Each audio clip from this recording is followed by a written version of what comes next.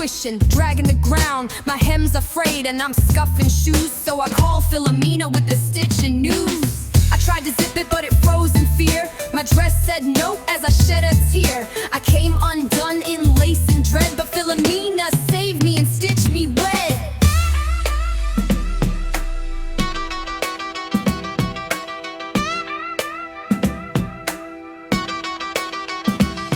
Dear reader, if there's one thing I've learned from 42 tangled years of stitching, snipping and salvaging souls from the brink of bad fabric choices, it's this. Never underestimate a hemline or a woman in bell-bottoms.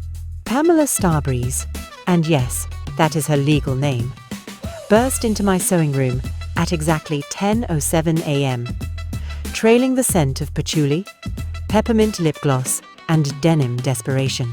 Her bell-bottoms were dragging like a broken promise, frayed into fringe and darkened by what she claimed was sidewalk sole. Philomena, help. My pants are sweeping the nation. I looked down. Reader, they were mopping the nation. I sat her down, offered her a mug of lukewarm resilience, and began what I call a compassionate hem job double fold, neatly marching top stitch, pressed with firm affection. We were barely 5 stitches in when the second disaster arrived. A bride with a zipper that would not close. The zipper wasn't just jammed, it had spiritually left the building. The dress, a frothy explosion of tulle and unmet expectations, had gone stiff with resistance. And the bride? She was one heaving sob away from eloping in a bathrobe. She wailed, "Philomena, it fit yesterday." Yes, well, so did society. I sent Pam out the back with her upgraded bell-bottoms and a homemade label that read "Hemmed with Hope." Then I rolled up my sleeves and whispered to the dress, "We're in this together, sweetheart. Don't embarrass me." By midnight, I'd inserted a lace-covered side gusset, reinforced the bodice with bias tape and prayer, and hand-stitched 12 invisible love notes into the lining, just in case. The zipper zipped. The bride wept. And I sipped tea like a woman who'd stared chaos in the eye and pressed its seams flat. So here's what I leave you with today, dear reader. If your hem is frayed, stitch it with flair.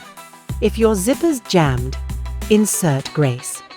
And if all else fails, add a gusset and carry on. Enclosed, you'll find my personal tips for double folding hems that actually hold up and a handy printable for when panic threatens to unthread your whole day. Until next time, stay stitched, stay strange, and always pre-press your fabric.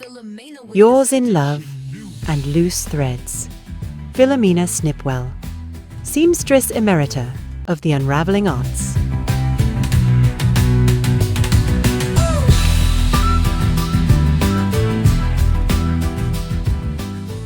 Love today's story? You can download the full Bell Bottom Blues kit on PayHip. Get the letter, sewing tips, printable tags, and a retro pattern envelope to fold yourself.